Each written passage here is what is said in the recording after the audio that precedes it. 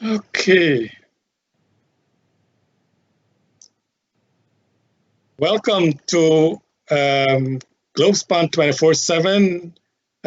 Thank you for joining us this Monday evening. Um, Again, I'm your host, Charles Sugrim, and I have with me, of course, no stranger to us, two outstanding sons of Guyana, Timothy Jonas and Lennox Schumann. Before the program started, we were talking about had it not been for this prolongation of the declaration of the result, Guyana might never have had the opportunity to hear of the wisdom of Timothy Jonas and Lennox Schumann, among others. So, as I said before, behind every dark cloud, there is some great silver lining. Schumann, being a pilot, he would have seen those silver lining as he flies across the world. Tim and I would be passengers on the plane. We would not be able to see it because we be the back of the aircraft. So again, we want to thank Nohar Singh for giving us this opportunity to be on the platform, and to Devin, our technical specialist, for allowing us to carry on with this program live. So to our viewers out there, we want to welcome you again, and we hope this evening will be another interesting evening. There is always a saying, tomorrow is always coming, but never arrives. And I think Guyana is a classical example of every day we are hoping that tomorrow will bring good news, but it never happens. What I would say is that the long night of waiting is coming to an end. Tomorrow, hopefully, will bring new hope. To those of us Guyanese who believe that the PPP has won the election, and any reasonable person would believe that, I'll accept the result. For those people, you will see the long night of weeping is over and joy will come in the morning. However, for those who believe that the APNU AFC has won the election, they will now believe, once the declaration is made, that their long night of weeping has begun. The question is, does it have to be that way? Why do it have to be that one side will be lamenting and the other side will be rejoicing? As we have now, one side seems to be rejoicing and another side is lamenting. And the polarization in our country seems to have no end. The good news is that today, GECOM has set aside the 10 district declaration. That's a good move. I think that's a positive move. What we will see coming now is that everyone had believed that Lowingfield would be fired today. That did not happen. But I want the guys on the ground to tell us exactly what happened. Tim, what really happened at GECOM today, and what will happen tomorrow in your view? Well, I'm not sure it's fair to call us the guys on the ground. Charles, we're receiving information just like you. We're listening carefully when Vincent Alexander and Says Godraj talk to the media after they come out of those interminable meetings. I'm sure Lennox was not there. I know I was not in any of the meetings, so I'm just reporting what I've heard from those two gentlemen. As you said, the report is that they have asked Lowenfield to do yet another report, again using the recount. This time, as you say, it appears that the chairman has, with the support of 3 of the commissioners, therefore a majority of 4 out of the 7, agreed to set aside the original count, so the original declarations for the 10 regions, which were done 3rd, 4th of March, including Mingo's declarations. So that leaves us only with the recount numbers. Now, legally speaking, that does not leave very many avenues open for those who are seeking to avoid the recount numbers or to impugn the recount numbers.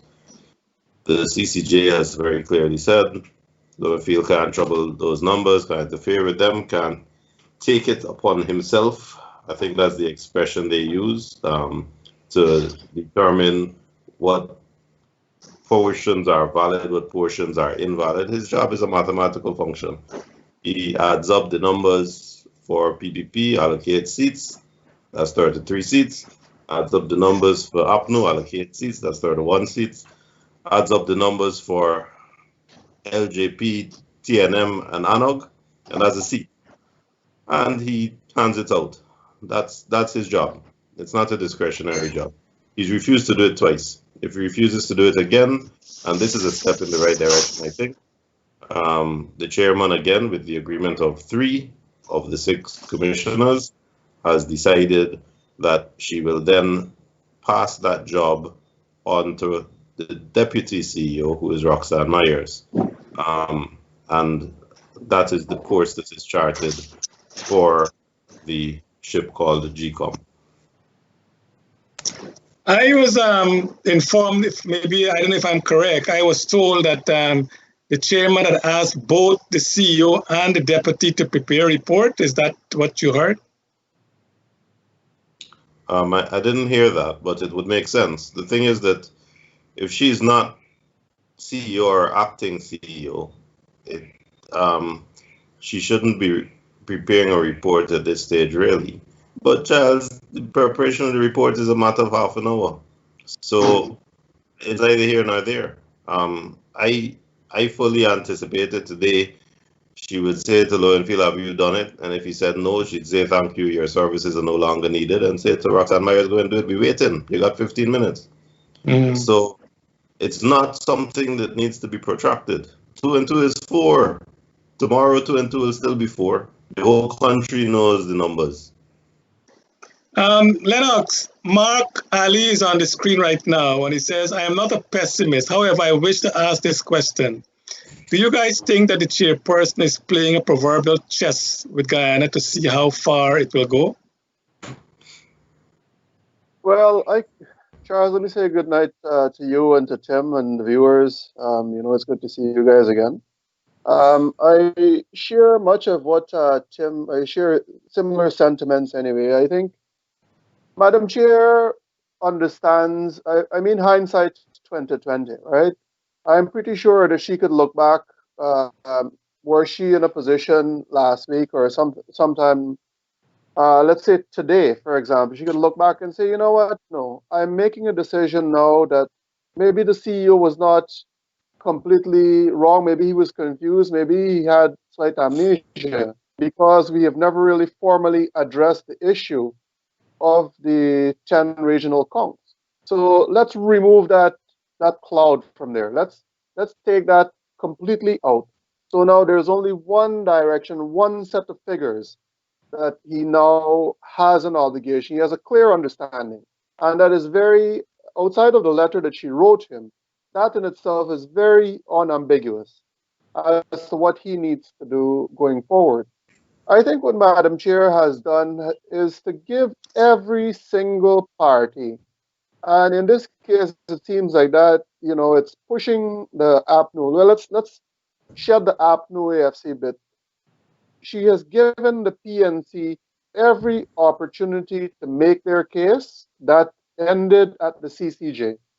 So while Keith Lowenfield now comes back to this point, there is no other room for him. If he said, well, what numbers am I using? Well, there is nothing right now. There is no avenue for him to escape. But I think Madam Chair wanted to give everyone that last opportunity to say, well, you know what? I have exhausted every possible avenue to ensure that my party's position was represented. That is done. So now this is it. I do expect that tomorrow Keith Lowenfield will do one of two things. He will show up and present the wrong numbers, or he will not show up at all. And at that juncture, I cannot confirm whether or not that task has been given to the CEO. But I think at that juncture, if he does not show up or he produces the wrong number, that he will be summarily dismissed right there and sent packing. That now falls to Roxanne Myers. Now, I don't have the kind of confidence in Roxanne Myers to execute the same thing. So she will continue, or she will want to do something similar to what Keith Lowenfield did. It is either that, or if she doesn't obey the commission at that point, then she may now have to come and be charged also. Because I think if they remove Keith Lowenfield, and as Tim said, there must be a CEO acting, they remove him, they could simply appoint right there and then Ms. Myers and say, you're now the acting CEO, provide the numbers, and we would have met the constitutional obligation, and these are going to be declared. But I have said since last week that the can will be kicked a little bit further down the road. I don't anticipate that tomorrow, if it is concluded tomorrow, I will tell you I'm going to go and buy a Guinness and sit down and enjoy my afternoon. But I don't get the sense that tomorrow is the day. I think we still have a couple more days because there is still a little bit of skullduggery that these guys are going to do. Tim and Ricky ask, what if Myers is appointed CEO if what Lennox said is true, that Lowenfield submit an incorrect report again, even though the commission has actually null and void all the previous declaration was made. What about if Myers do exactly what Lowenfield did? What next? Again, administrative convenience, administrative speed for me would necessitate that an individual who can be relied on to do the job with integrity is already identified, and that individual needs to be on standby, maybe even right outside the door of the meeting, so that if, again, the process is stymied by dishonesty in a report produced by Lowenfield, they go to Myers. If Myers does the same thing that Lowenfield is doing, I don't think they need to delay any further. They can treat her the same way, dismiss her, step out the door and call that individual in and say, you're appointed CEO. Please do the report. We wait and you got half an hour. It's not difficult. It can be done very quickly. And then what do we do with Lowenfield and Myers if they do what you just said they did? Well, I'm not the police. You're not the police. The chairman isn't the police. Her job is to instruct Lowenfield, and her power is to hire and fire. So having instructed him, if he doesn't do his job, her job is to fire him. She can make a report to the police if she thinks there's been fraud, but let's just leave her to do her job for now. Interesting. Trotman, I know it. I didn't realize, Tim, that you supported AFC from its inception, which also I did. I was in Georgetown at the Ocean View Hotel when AFC was launched. Mr. Trotman came to New York a couple of times, and I took myself and I went and picked him up, and we went to different places and so on. Trotman made a statement the other day that Lowenfield cannot be directed, even if he is wrong. Let us listen to this tape that Lowenfield himself spoke not too long ago. Devin, you have that tape? The commission, by order, instructs the chief elections officer for the conduct of all these subsets. They are contained in the Constitution, where the commission shall direct the secretariat to so do. So it's not a creation of an attitude on the part of the CEO that he will have to be provided with guidance. The Constitution says in writing, we have minutes, there are meetings, we have minutes of those meetings, that sees the chief elections officer the directions of the commission. Commission, which membership is contained in Constitution. So they direct, move, don't move, act, don't act, as is contained in the Constitution.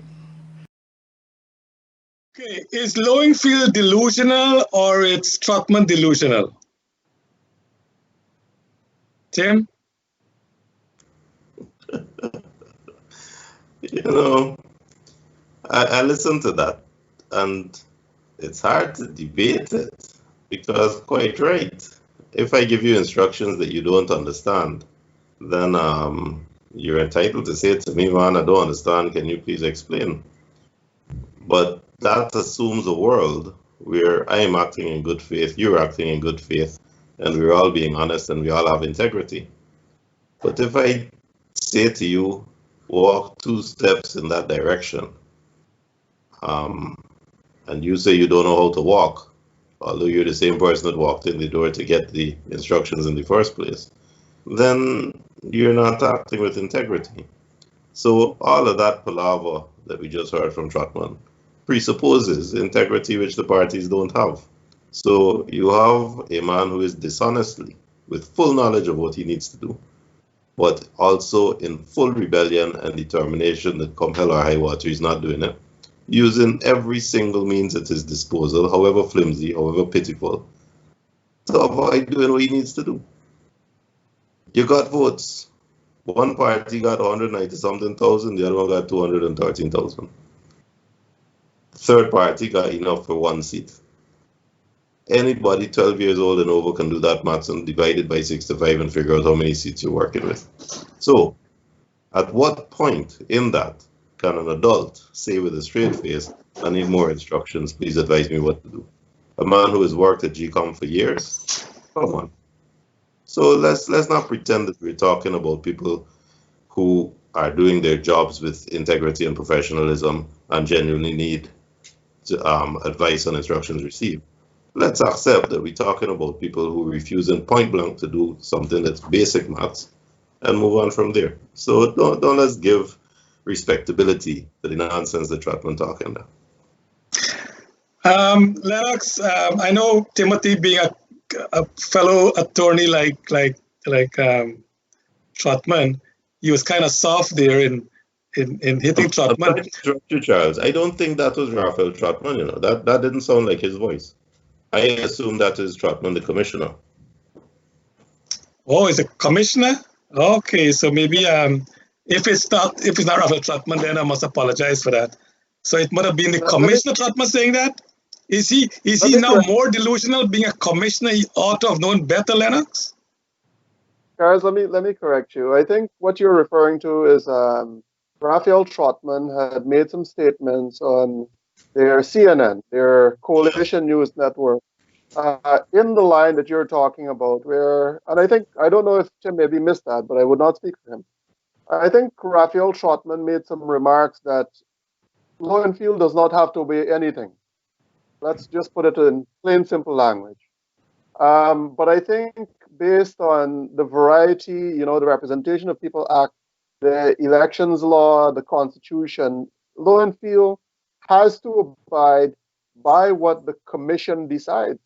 And I think one of the things, if I'm not mistaken, that might have been discussed today is what is the upper limit in terms of legality to which Lowenfield can operate.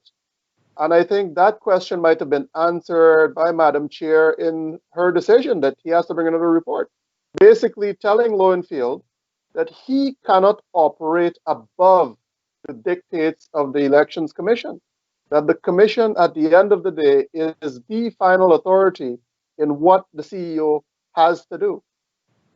So he can't really operate outside of that. He can't put himself above the Commission and say, well, I'm only going to do this.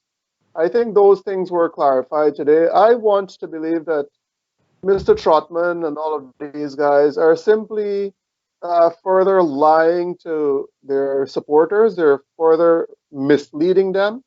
What they want to do is to enrage them so that at some point they start to, I'd say, maybe hold the country hostage, potentially a little bit of violence. We've seen 2 fires already, one attempted on the Humaniana, the fire at the Louisiana prison. I don't know if there will be more. But if you enrage people enough to the point, and then they start to protest, they start to burn, they become violent. And I'm not saying that is confined only to APNO AFC folks or the PNC folks. But if at some point it gets there, then it now provides an excuse for David Granger and his rigging folks there to declare a state of emergency. And I think that would have been the central thrust of what Raphael Trotman was attempting to do. I think the idea of a state emergency is been outplayed now. I mean, Singh just reported that Myers will do the same shenanigan as Lowingfield. Harry Singh said, so what? Lowingfield will not show up, maybe. Myers will refuse to participate. Does the commission have a third person in place in case this doesn't happen? Who is independent of of Myers and Lowingfield? And the thing is this, I said it again in our last show, is that the Elections Commission CEO has always had some bias in them. We know of Boodoo, he was biased towards the PPP, but not this way overboard that Lowingfield is now playing his hand. Lowingfield is really overboard with the PNC. What do we do? How can we move forward, Tim, if this continues to happen? Well, I'm glad you brought up Boodoo. I wouldn't agree with you that he wasn't as biased as Lowingfield. Stealing votes is stealing votes. You will remember Boodoo tried to steal a whole seat. Now, his methods might have been more surreptitious. Lowingfield is being caught, as Mingo is being caught, and he's just bullying the schoolyard in your face, like it or not, wrong and strong, belligerent. Gokul was more surreptitious, tried to do it by sleight of hand, and when he was caught, he got scared and he ducked and he hid. So I wouldn't give one credit for being more fanatical.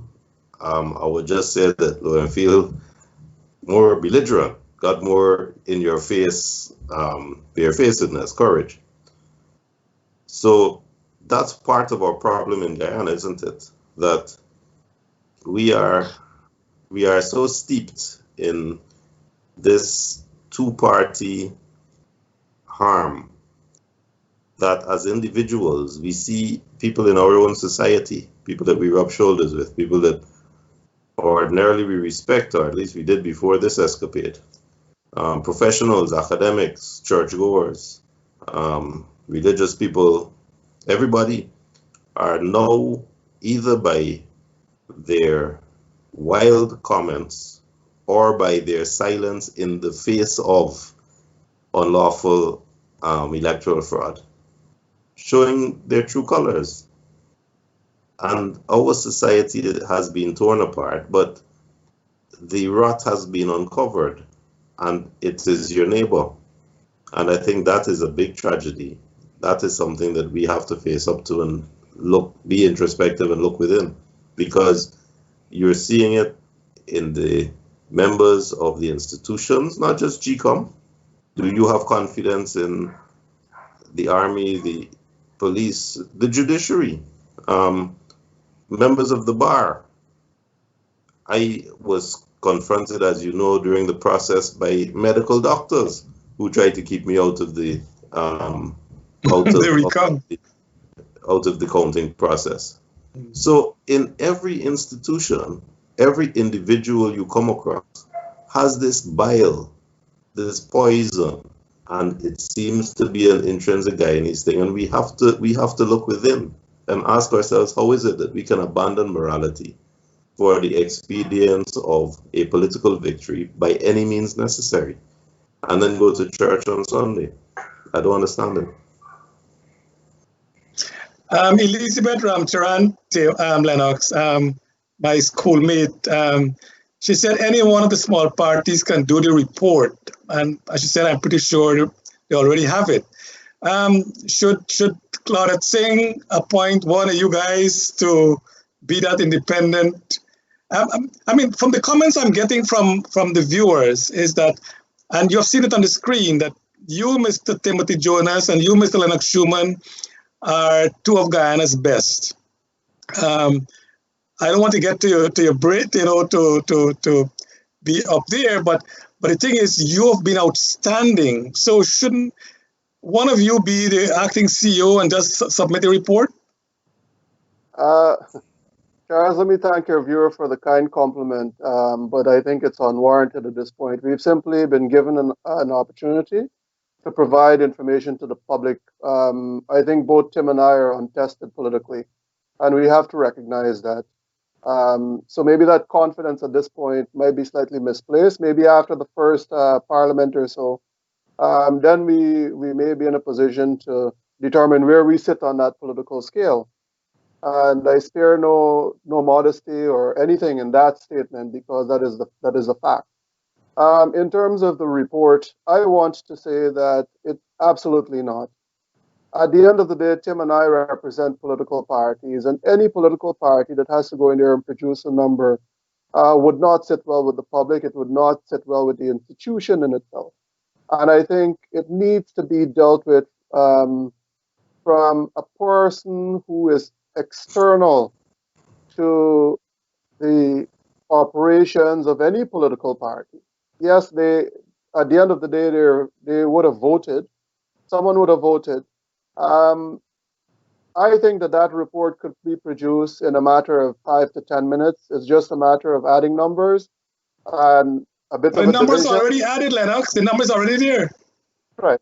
So that's what I'm getting at, right? So it is something that could be dealt with within the Guyana Elections Commission in a matter of minutes, like Tim had alluded to earlier or stated earlier, that if Keith Lowenfield does not want to produce a report, calculate ahead. Miss Myers doesn't want to do it. Well, then guess what? We've got someone else on standby from within the commission. And within 5-10 minutes, you just sit in this room. I want for you to give me this report and done. And it can be done. But I would not support any political party going about producing that report in itself. It is not going to sit well with the public. It would undermine the already compromised integrity of the commission. Tim, pick up what Lennox said there. The law says that the chairman will have to declare the result based on the report submitted by the CEO. There is no ifs and buts about the law, and I hope that is clear as well. So can the chairman then bypass that and take it upon our own if Lowenfield and Myers does not prepare a report based on the recount? What can the chairman do then? Does she have to appoint a CEO to present that report to the commission? If she does not, that would be a matter for an elections petition. If she just declares, she says, look, I've gotten this report from Lowenfield way back when the recount was finished. He correctly counted the votes, and therefore this is the allocation of seats. She will have bypassed a constitutional provision. But the remedy for that would lie after the appointment of Irfan Ali in an elections petition. And the question that the court would have to determine is whether that breach undermined the electoral process so as to cast doubt on who the real winner is and to cast doubt on the outcome. So to answer your question, technically, she needs to receive a report from a CEO, and in her shoes, I would put a CEO in place to receive that report. But from a practical point of view, and I tend to be a practical lawyer, not getting into too many technicalities. From a practical point of view, if she does not do that, if she moves ahead and declares, any objection to that would be by way legally of elections petition. And the outcome of such an elections petition where that is concerned could only be that her decision should not vitiate the elections because it did not endanger or jeopardize the result or change the result, which was a foregone conclusion as a result of the recount numbers. And before Lennox, you comment, Tim, just to that article that says, or the Representative Act that says that the CEO submits a report to the chairman and the chairman then declares the result based on that. That was on a normal election when the count is done and the statement of polls are submitted and so on. It's kind of a secret, even though it's public, but it's semi-secret. In this case, the whole world saw the recount, they saw the tabulation. So does it mean then we have to go through with that part of the Constitution that says that the CEO must submit a report? The report is already submitted. The world is known. It's what is called at large. The report is at large. Yes, but I think you answered your own question there, didn't you, Charles? That even though the report is at large, even if this process had been followed properly by people with integrity from March the 2nd, at the time, it would still be the requirement that the CEO delivers his honest report to the chair and the commission gives their honest declaration, even though the entire country, because the SOPs are posted up on the door, would know it's an open secret what those numbers are. So in effect, their conduct should be vindicating, corroborating the numbers that are already in the public domain. As we know, because of fraud, their numbers, instead of corroborating the numbers in the public domain, were fraudulent and therefore were different, and thus the recount. But Order 60, which mandated the recount and set out the parameters and the method of the recount, cannot be construed so as to allow us to ignore article, I'm working from memory, 162 or 163, that says acting on the advice of the CEO. So you must get that advice. So he must lawfully give you advice, even though that advice is not discretionary. That advice is a mathematical calculation. So 100 different CEOs receiving those numbers can only give one answer. They cannot give different answers because all they're doing is adding numbers and allocating seats as a mathematical process. But still, it is set out and it should be done that way. And that is so true, Lennox, in that Lowenfield has submitted the end report. I mean, in Matthew Club, the end report. This is now the 767 report. Every single report he has submitted, the number of ballot boxes is the same, 2,339 ballot boxes. The same number of people who voted are still stationary. It didn't change. But he's getting different numbers every time he submits a report. What happened to the next report that he will submit?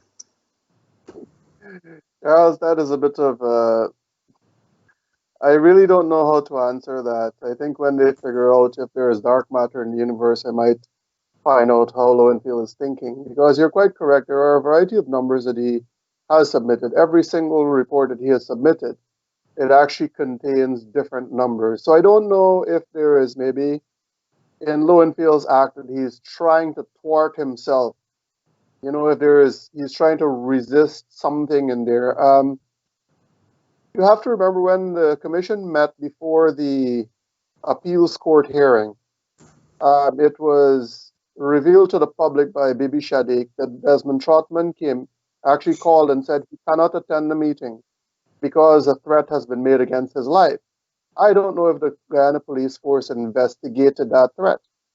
And then the CEO in himself did not submit the report. He simply gave it to someone to deliver it. And he left. And once again, the report was that a threat was made against his life. So we don't know right now if the CEO is under duress. That is why he has continuously defied his legal mandate, why he has defied the commission. We don't know what is happening there. I want to go back, and I don't know, maybe Tim could help me out on this. If there are other legal requirements that are needed, but in the Constitution it says that the Commission shall declare based on advice of the CEO the election's result.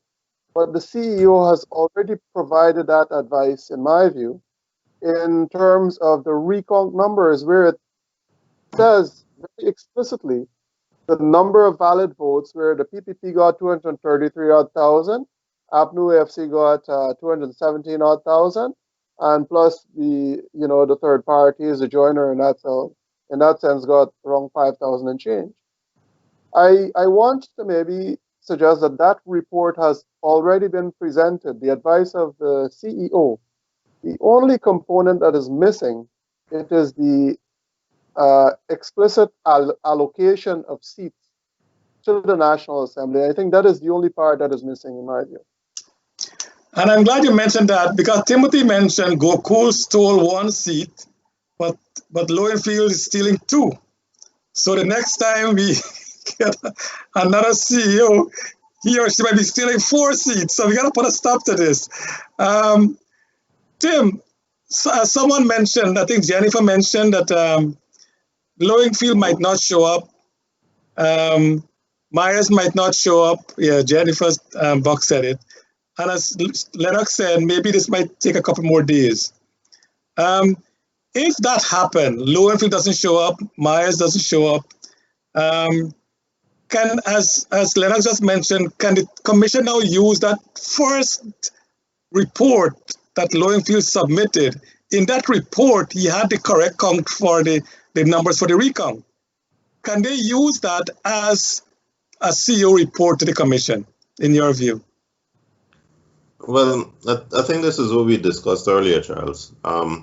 Order 60 set out a procedure, and the report that Lowenfield submitted after the Order 60 recount was contemplated in that procedure. And upon submission of that report, the Order 60 stated that the commission at that stage would decide what to use, the recount or the original count, to instruct the CEO to submit his Section 96 report. The Section 96 report is the one that says so many seats for which party. Yeah.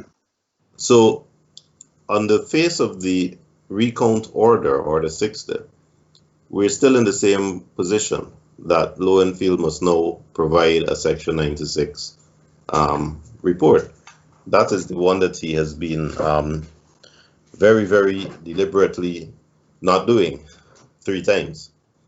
So I think we're still back there, and the question then is, what happens if the commission decides, well, we know the numbers, we're going to do it? And as I said, that would be material for an election petition. But although we know the GECOM secretariat is compromised, we know the personnel have gone rogue, we know we can't rely on them. If I were sitting in the chairman's shoes, I would nominate a person of integrity to act as CEO for the purposes of observing the formality of delivering the Section 96 report to GECOM, so that by a majority of 4-3, the commission can declare the result and ask the Chancellor to swear in the new president. And I heard that yesterday, that what you said there is that there was a possibility for the CEO to appoint the chairman to appoint Joe Singh as the CEO. He being a former chairman, I think if you talk about independence in Guyana, you're talking about a man named Joe Singh. So, Lennox, what do you think of the chairman if she don't get the report from Lowenfield tomorrow, instead of appointing Myers? Because there's not an automatic progression from the deputy CEO to the CEO. I don't think the law says that. So the commission can immediately move to an independent CEO. What is your view?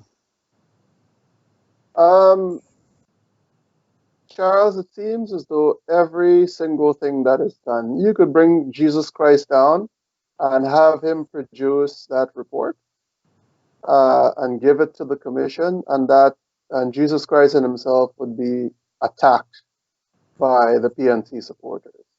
You could bring God, him or herself, down, and the PNC would attack God. You could bring the devil, and the PNC supporters would attack the devil, as none of those having the integrity to satisfy them. Anything that says that they would have lost, any person that comes up, even if Granger and himself produced a report and he says that the PNC lost, that person would come under attack. We have seen already a campaign that has started to attack the integrity of Major General Joe Singh. That has been very public, and it is actually on David Granger's Facebook page. It's been run through the mill a few times. So there is already an attempt to undermine persons of integrity that could potentially fill that position. my view on the matter would be to just have one of your returning officers present at the Elections Commission. Forget going through this long drawn out, apply, let me see your credentials. It is if you could do math, you could multiply, you could calculate, you could divide, and you could add. Then all of those things now, it's not a massive skill set that is required to determine the seat allocation at this point. So maybe just find someone in the commission who has not been compromised, who has some degree of integrity, and say, look, could you do this for me? Apply this formula to these numbers, and I want those numbers. You're now the acting chief elections officer. And within 5-10 minutes, done. Then they go through a declaration. Whatever happens after that, you move to an elections petition if you feel you were wronged. I agree. Call the Auditor General. Make him the CEO tomorrow. He's independent. When we come back, Tim, I want to zoom in on a article today in the Kaitur News. It says no action against blowing field would be blatantly unlawful. I think everybody's confused about your statement, so you need to break it out for us after we come back from break. We'll be back shortly.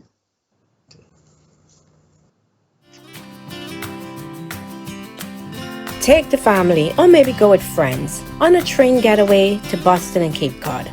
Explore Boston City with a multi-day hop-on hop-off bus tour where you can immerse yourself in its rich history and New England charm.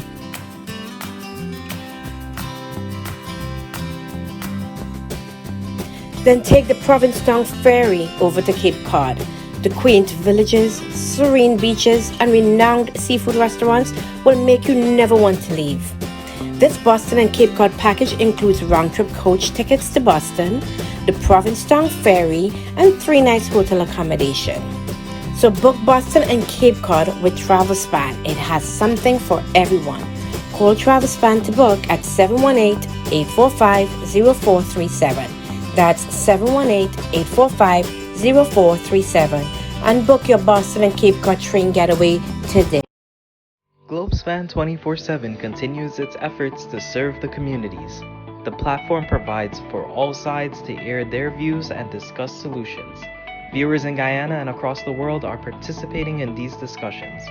Globespan's platform offers Guyanese an opportunity to express their concerns and discuss solutions in the political realm, thereby addressing the polarized situation.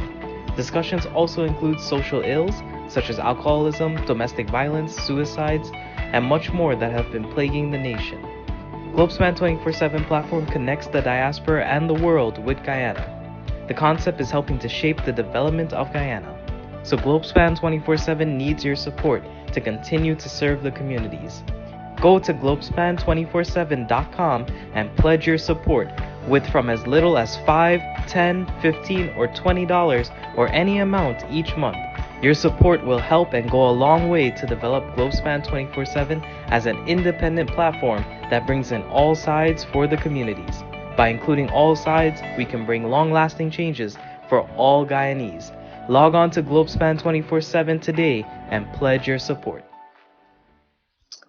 All right, welcome back to our viewers, to our guests, Timothy Jonas and Lennox Schumann. I want to again encourage our audience, please. We have had some contributions coming in, and we want to thank those who have contributed to the program. Again, you know, Globespan have been trying to bring all the breaking news out of Guyana. They need to expand. If you want to get those information, it's costly, and we just ask you to please chip in with your $5, your $10, so that, you know, the program can continue. So please do your best to contribute. Before we went to break, Tim, we said in this program before that anytime the Court of Appeal in Guyana make a decision, it is so convoluted that we don't know what it means until you come on the program and you explain to us what they mean.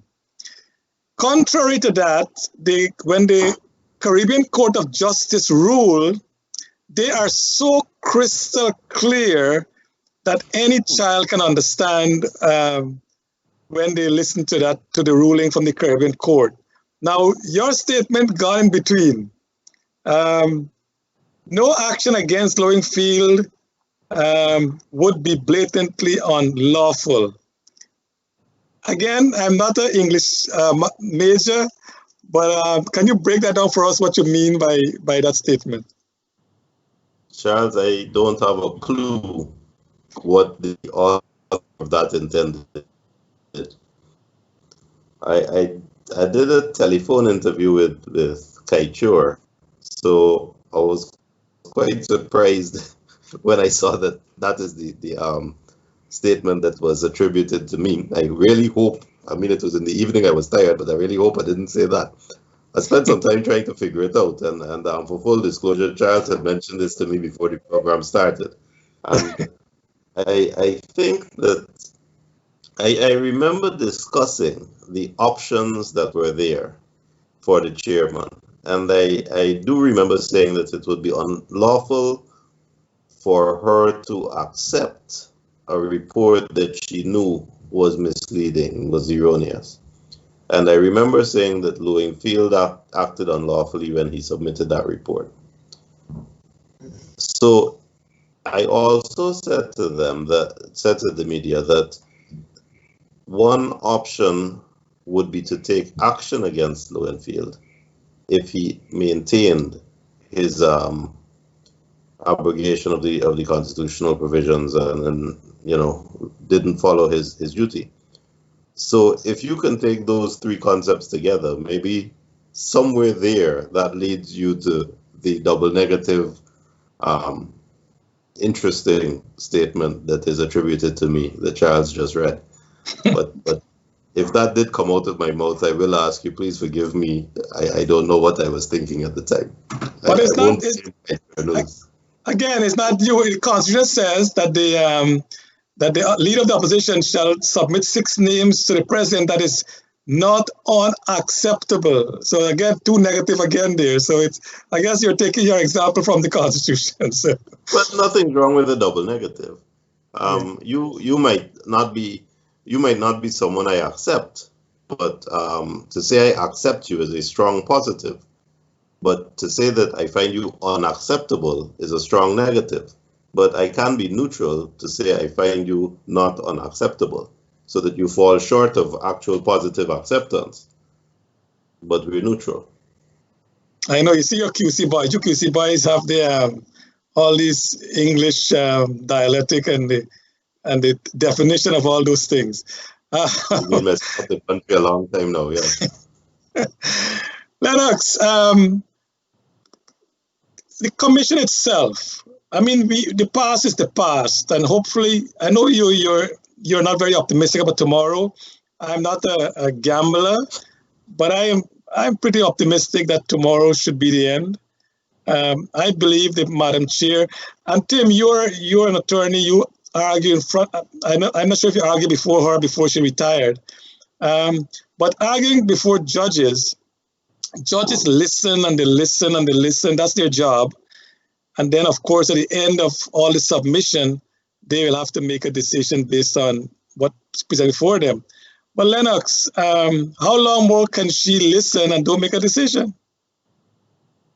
Charles, I want to go back on something that you've said, and if a lot of things that would have been said at the CCJ has actually impacted me quite a lot. When one of the judges, I think it was when they were arguing the no confidence motion, one of the lawyers went on with this long thing, and another one of them came on. I can't remember. I'd have to go back and look at the tape. And he said, I will make it short. And he said, one of the judges said, well, usually for long, convoluted arguments, there's little substance. So when I think of the appeals court rulings and stuff, I think of it along those lines, and I don't know if I'm interpreting their legal jargon in the right way. But don't take my words that tomorrow may not bring conclusion to the electoral process as not being optimistic. What happened today, what Madam Chair did today, is actually cause for a great degree of optimism because she made it very clear that the only figures that are on the table right now are the recount figures. So that in itself, that is a very important step. There's no other walk back, there is no other numbers, or there are no other numbers to consider. So me saying that tomorrow may not conclude is not that I'm pessimistic about that. It is just that I don't see that Lowenfield will conduct himself with the kind of integrity that we're hoping. I don't see that Myers would do the same thing. And I see that the commission at some point would have to take further steps to relieve those two of their position if they cannot comply, and find someone who is more amicable to the law in that sense, or what their mandate is. And it's on those grounds that I made that statement. Okay. Mark, Ali on the screen now, and Timothy, both you and Lennox, and Asha, she's not here today, but three of you will share the one seat. He's asking, will that one seat be really used to do dramatic things really in Parliament? I mean, what do you see? And I think tomorrow will be over. I just pray God that I'm right, and I just hope it. I think Guyana has been waiting for too long. The president is elected been waiting for too long.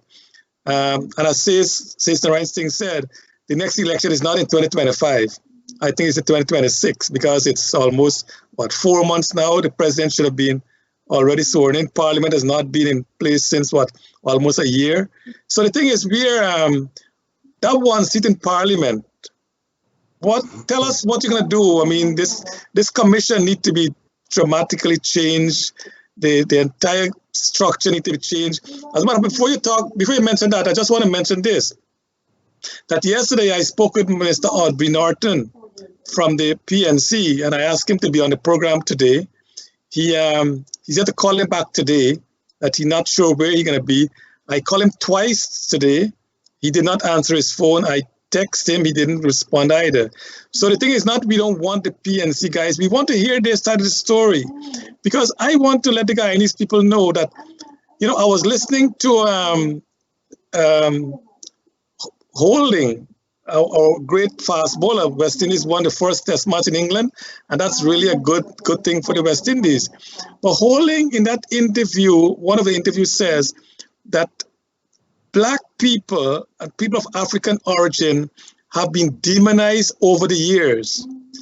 And unless and until Guyana comes straight with our history, people of African origin, people like Coffee and, all the great guys in Guyana, Kausila and all the ladies, everyone who contribute to the greatness of Guyana, we need to redo our history.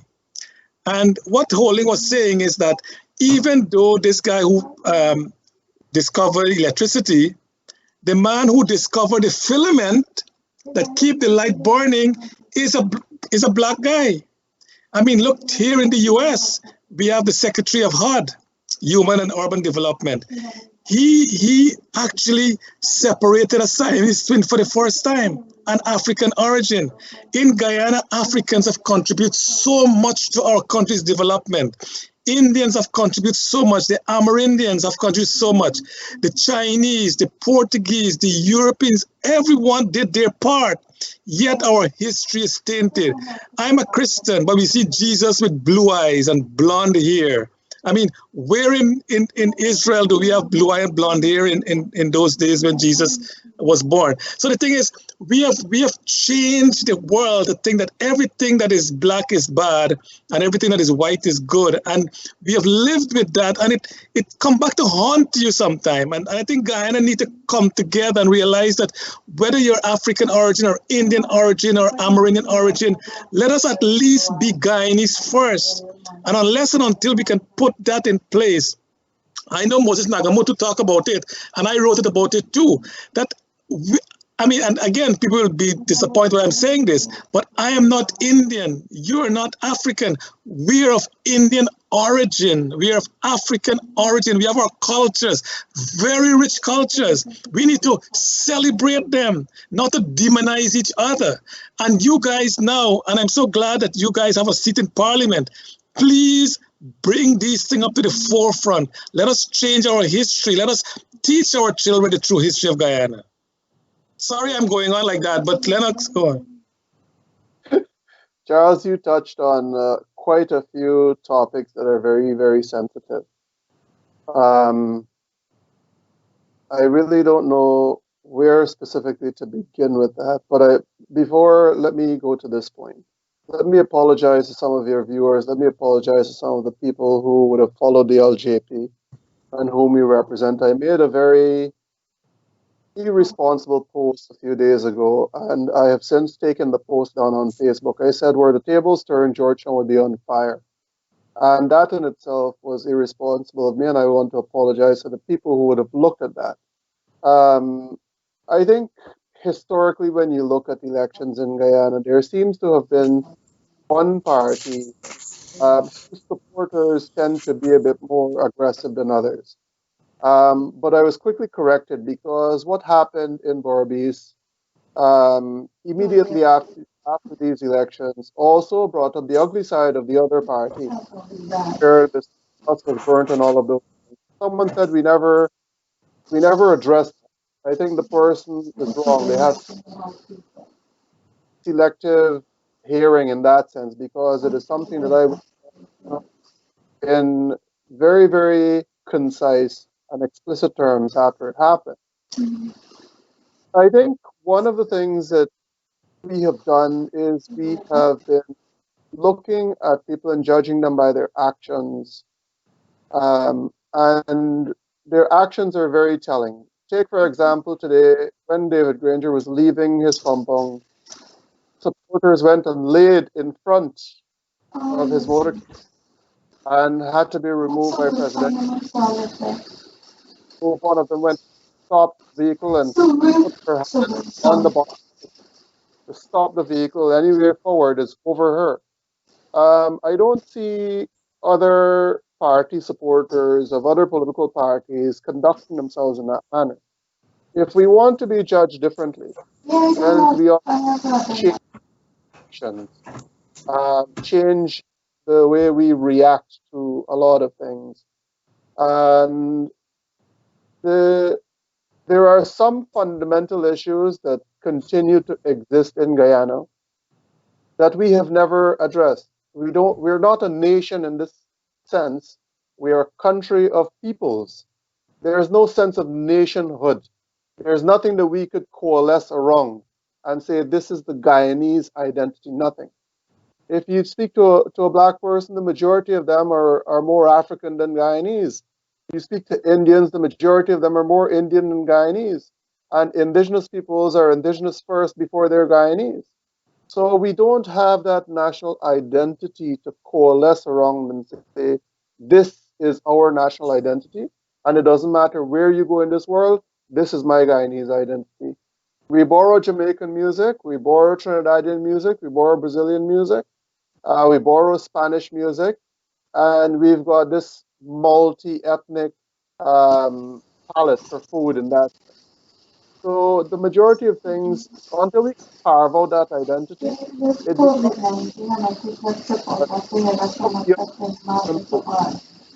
can't say it will address the political issue. Political issue requires political solution. And we've got a lot of people who have way more expertise than I do on that matter. But to address some of the other fundamental issues, we need a national identity around which we could coalesce.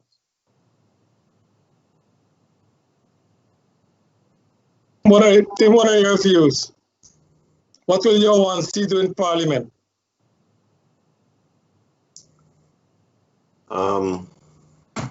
Charles, I could answer your question about one seat in Parliament, but that would be cowardly, because Lennox has just touched on something that to me is far more important and far more dangerous, and I'm not minded to let him stick his neck out and not answer.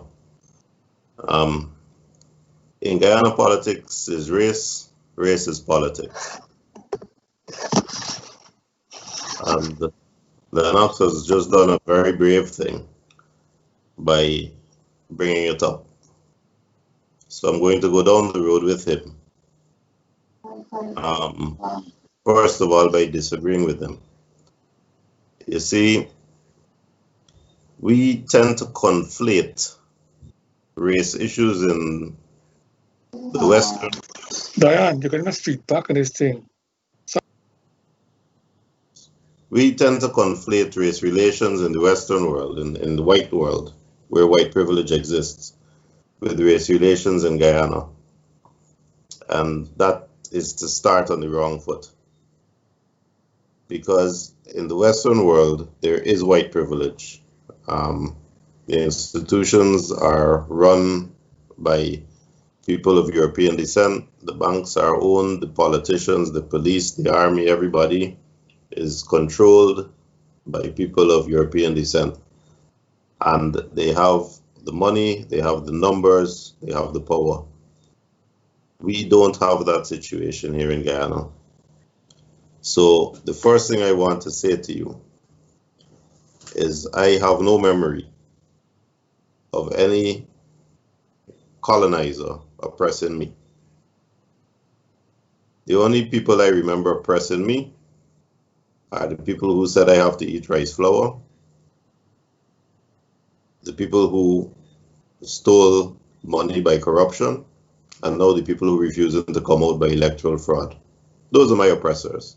I have no memory of any colonial master oppressing me. And the people that talk about oppression in Guyana are people that went to Bishops and Queen's College and Saints, people that got free education and went and were educated at Harvard and Oxford and Yale, and want to talk nonsense about oppression. So let's start with that. Let us try to move away from claiming victimhood about something that somebody we never met did to other people that we never met. The other thing that I want to talk about is that in Guyana we have the luxury, the privilege of rubbing shoulders very closely and professionally and socially with people from other groups. There is not a Guyanese who can reasonably say that he feels superior to any other Guyanese. I'm a lawyer. I try my best to be a good lawyer, but I have come across phenomenal legal brains in this country. Laku, Indo-Guyanese. Fraser, Afro-Guyanese. I've read remarkable judgments. Geoff Haynes, Afro-Guyanese. Stoby, Laku again. In the medical community, ANOG is represented on our executive by an indigenous doctor, medical doctor, Mark France. We have Ramsahoy's, but we also have Joseph. Nobody in any professional discipline in Guyana who rubs shoulders and butts heads with Chancellor Carl Singh as opposed to Keith Messiah can pretend that anybody got any intrinsic superiority over the other. And all those names I just called are people who got scholarships. Most of them grew up poor and pulling themselves up by their bootstraps because that is the legacy of colonialism. But all of them living comfortably now. And none of them have been oppressed by anybody except by our current modern day oppressors. So we need to understand that we are participating in this society and we have ourselves to blame or ourselves to thank.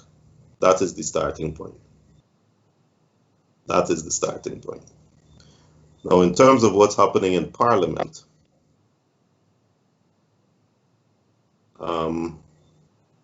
with one seat, maths will tell you, and I'm not going to take 4 days like Lowenfield to figure out the maths, that if PPP got 33 seats, they control Parliament.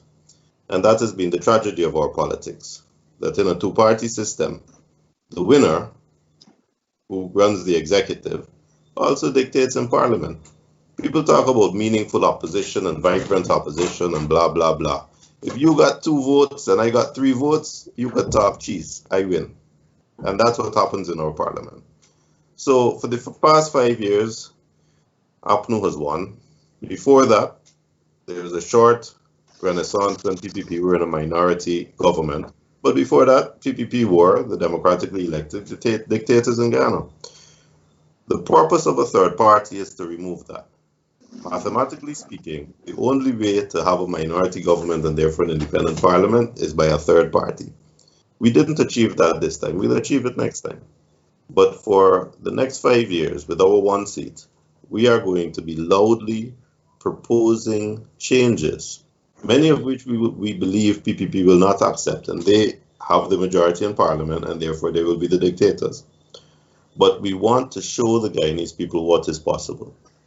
You see, AFC's failure is that in all their years, they didn't propose a single piece of legislation. They went and they sat down and they did nothing. And it is my feeling that I didn't recognize that in them and criticize them for that years ago. We won't be doing that.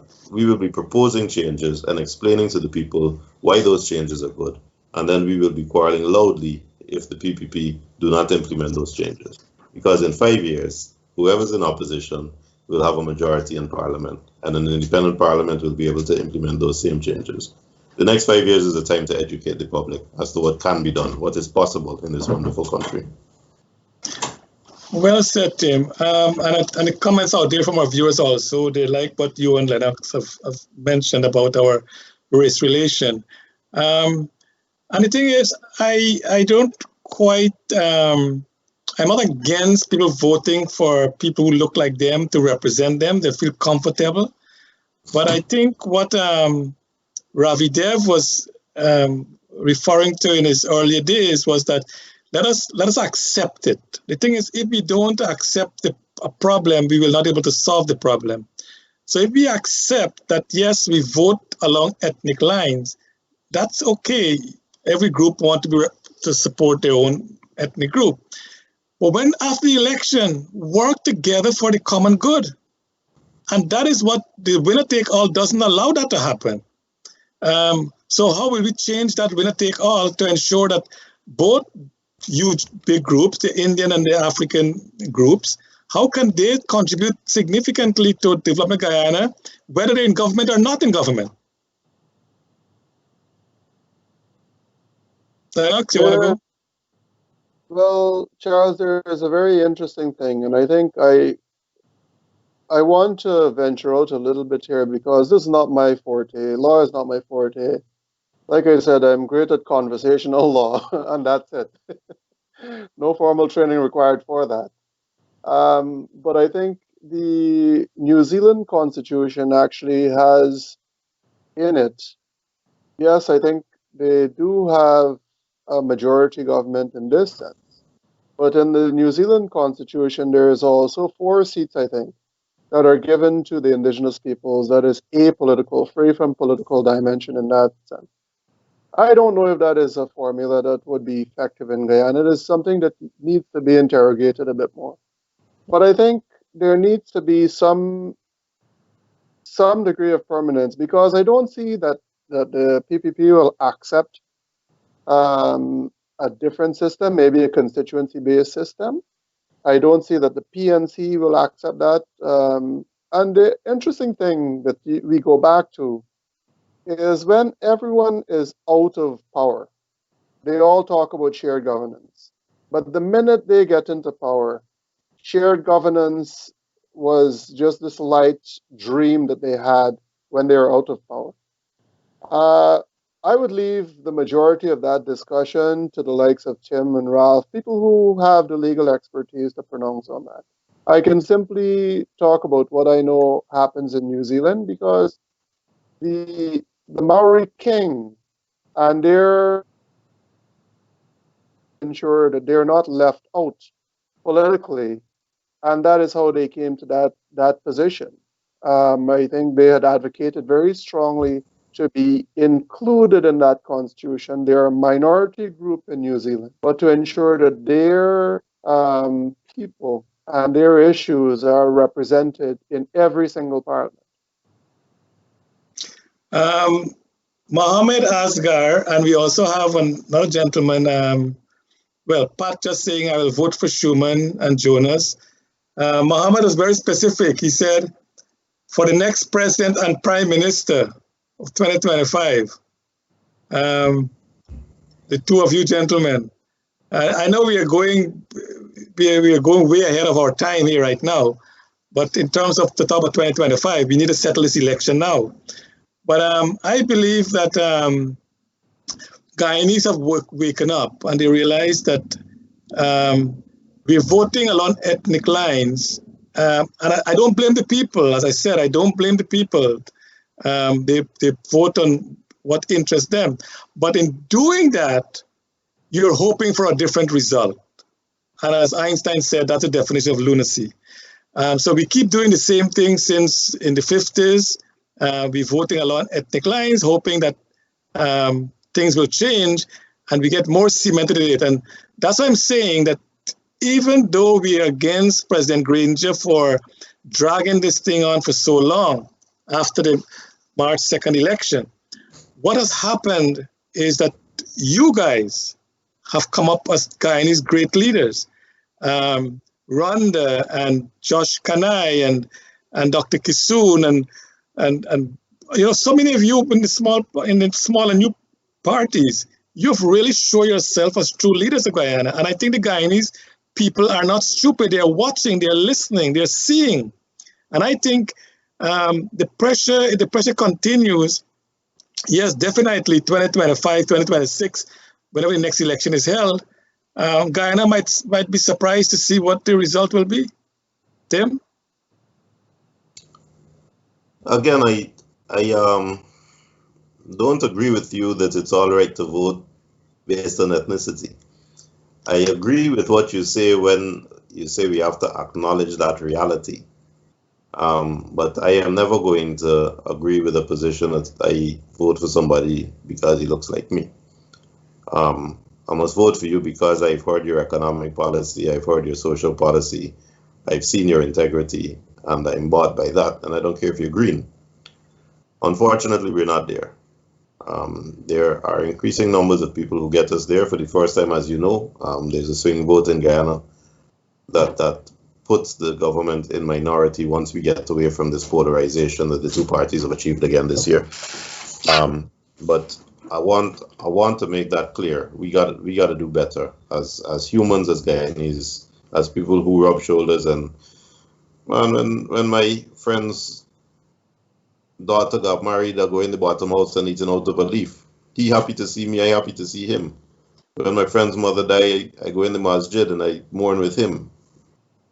I sympathize with him, and he is glad that I'm here to show that sympathy. That has nothing to do with how he looks and how I look. That's my brother and my sister.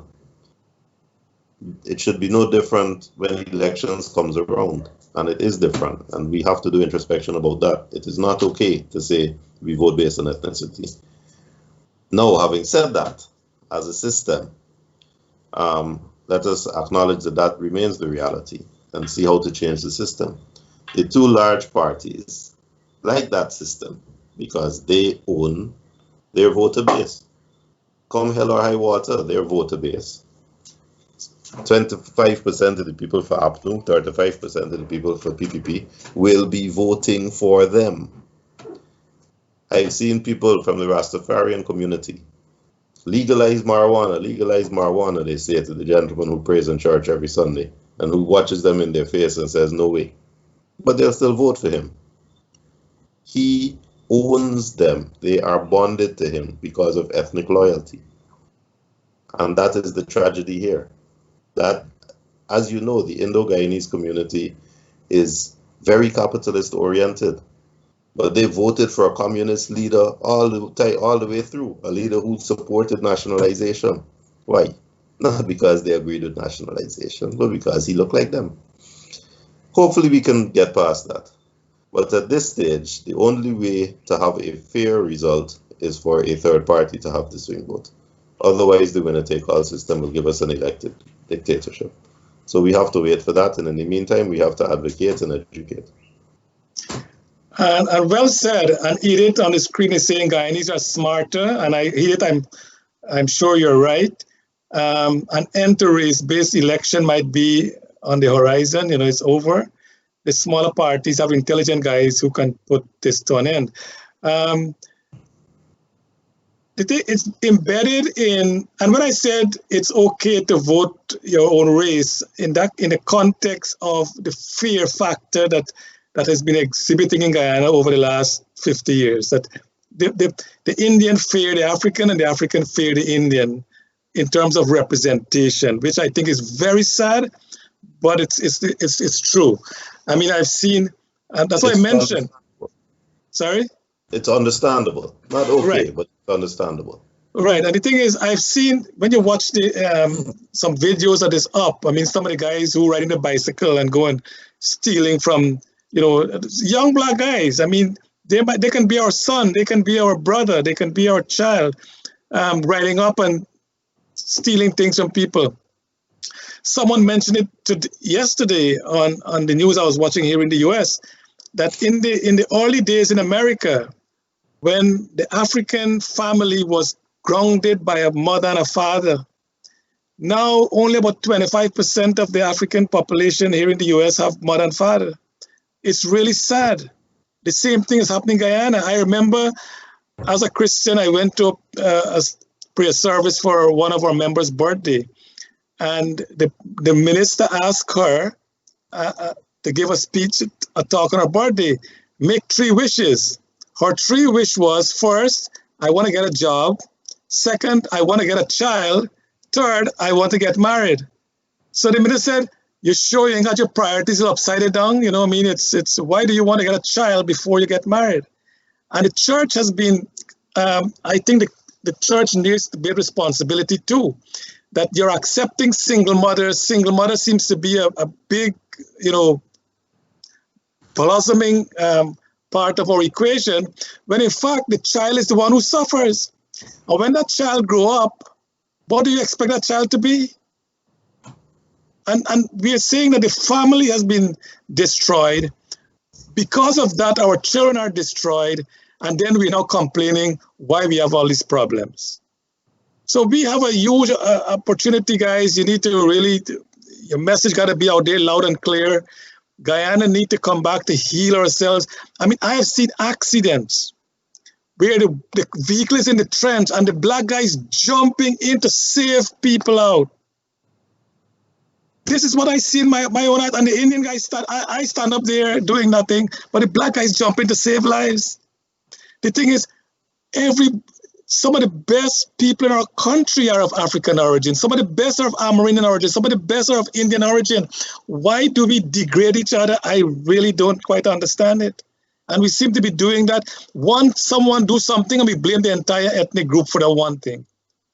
We got to stop that, gentlemen. And you're the ones, and people look up to you guys as our great leaders now. So you got to put that to practice and save our country. Charles, there's one thing that I want to say about the start of your statement. I have seen very well educated people through this electoral process come out and support rigging, support stealing votes, support disenfranchising 115,000 people, very educated people who have gone abroad and studied, have masters. Some of them potentially have PhDs, but at least they've got doctorates, come out and supported the rigging of these elections and will go to its end to defend it. So I don't know that education necessarily would be that stop. There is tribal politics, identity politics that continues to operate, and we could talk about it until I get completely gray. I'm already gray, but I'm getting more gray.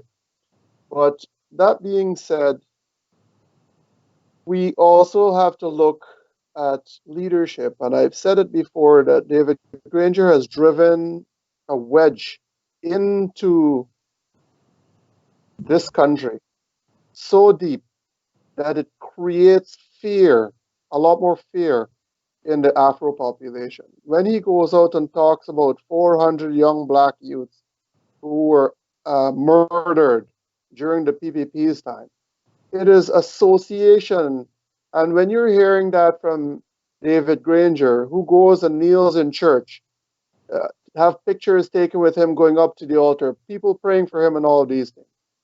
And then he says that without putting a context to how it is that people died during that time. I'm not defending the PPP. I'm simply identifying an issue here, right? When Stabrook News did an expose on that, an entire paper dedicated, and they broke it down. These were the criminals. These were the people who got in the line of fire. These are the people who got into accidents. These are the police officers that were assassinated.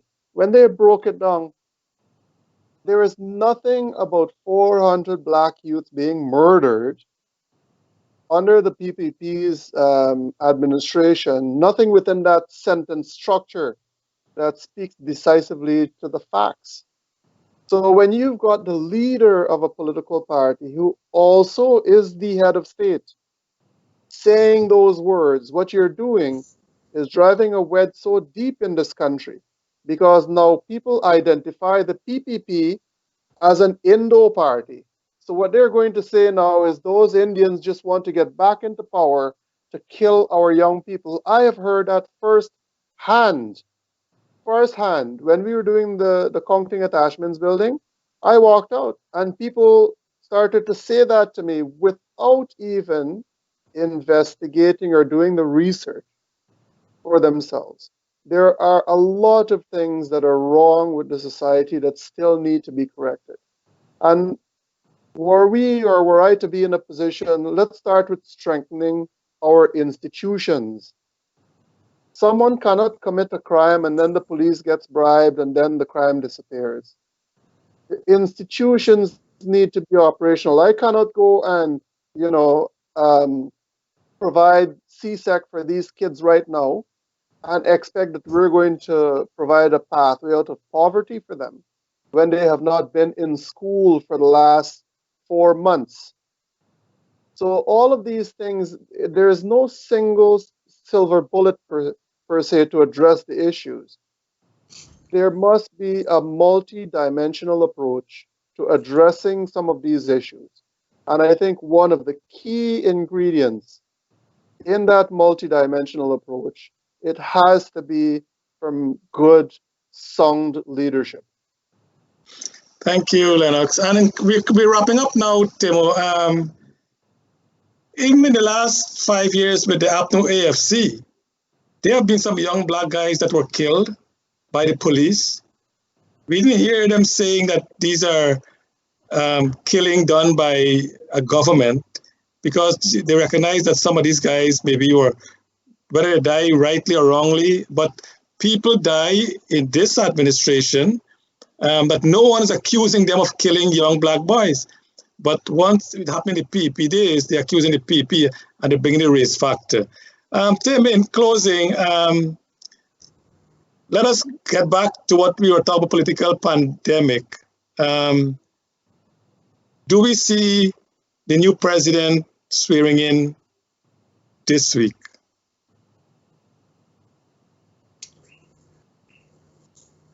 Both parties perpetrate the mutual ethnic distrust. It's for both of their benefit. It allows the PPP an automatic advantage in the election process because they have the larger demographic, and it allows APNU, as it is doing now, to justify electoral fraud because you have to keep out those evil people from the PPP who killed 400 people. That's our tragedy. Our leaders are lying to us, are betraying us, and are polarizing us. The harm comes from the top. We get along quite well for the other 4 years.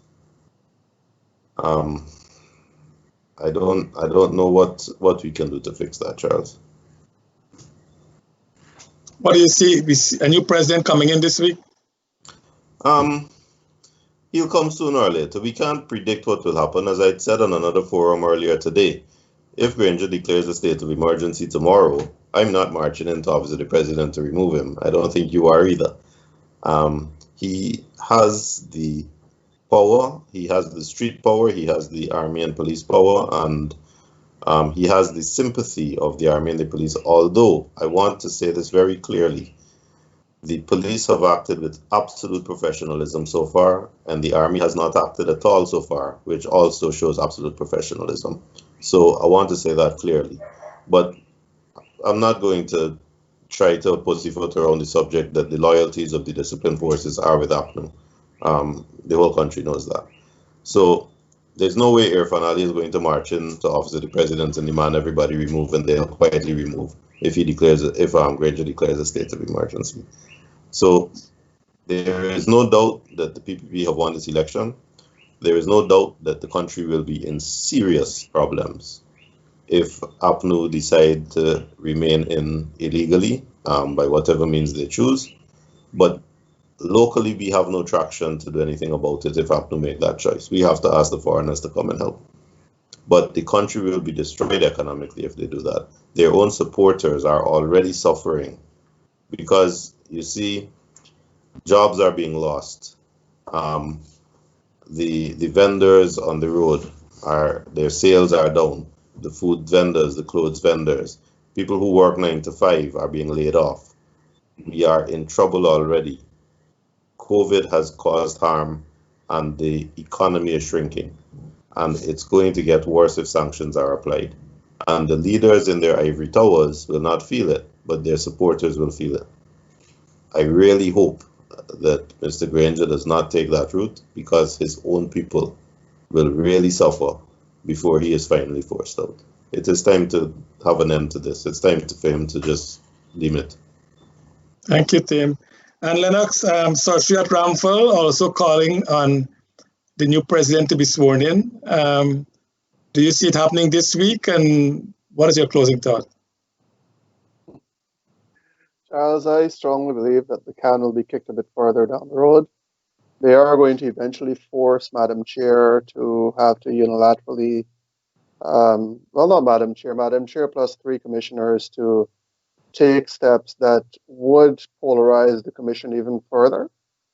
And it would, the seeds that are being planted by the likes of Raphael Trotman, Moses Nagamutu, David Granger, Joe Harmon, those seeds are being planted with a very specific purpose, and that is to drive post-electoral violence, or maybe violence before the elections are even concluded. When they do that, they, in my view, want to force dialogue at this juncture when they would have lost the elections, to find a way to stay in office. We've already heard Moses Nagamutu say that it is time for shared governance with David Granger as the president and the rest of the parties getting seats and whatever. We've already heard that from Moses Nagamutu. And one of the things that has been very interesting, and I don't know if my colleagues and some like yourself would have seen it, Charles, but every utterance that comes out of these guys pretty much spells out the next points of their play, what they're playing towards. And if you look at their actions, it pretty much follows about a week and a half after they would have uttered something that is the direction that they want to go, where they're trying to go. Whether or not Mr. Ali gets sworn in this week, tomorrow will be telling. Tomorrow will be very telling. Thank you, Lennox. And as we said, the good news of it is that even though the rhetoric coming from the president and Joe Harmon and Moses Nagamutu and so on, what I've seen is that the people on the street is very minimal, which is a good sign in that the police will be able to control those. And I hope that the real Guyanese who think of Guyana's future will not be led astray by any call for violence, and they just accept the new president. And I'm confident that the new president will govern the country differently. If he doesn't, it will be on him. But I think what all that I'm hearing is that his style of management will be totally different from what we had before, all inclusive. And I'm sure he'll be calling on you guys to help him in governing the country. And I look forward to our country moving forward. We have great people, great resources. All we have to do is send men to moon, Right now, we have the International Space Station orbiting the Earth every 93 minutes. We can do all that, and yet we cannot live good with our brothers and sisters next door. We hope that we can. We hope we can do that. Sorry. 97 minutes, Charles. Every 97. 97. Okay, plus or minus 4. So we look forward to again on Wednesday. Salim will be on with another program here on Globespan. And on Thursday, we have a prayer group that is meeting to pray for our nation. We want to thank you, our audience, for tuning in. To you, Timothy, and to Lennox, I want to thank you so much for being a part of us this evening. And to Nohar Singh, we want to thank you again for this platform. To Devin, and please, I'm appealing to you again, if you can contribute a couple dollars to the program, please do your best. Go right now. I mean, if you look at on YouTube or in whichever social media you're in, there is a contribution button there. So click on it, contribute your $5, your $10, whatever you can, and we'll really appreciate that. So thank you so much, guys, and God bless us all, and God bless Guyana. Thank you. Stay good. Pleasure as always. All right. We'll catch up.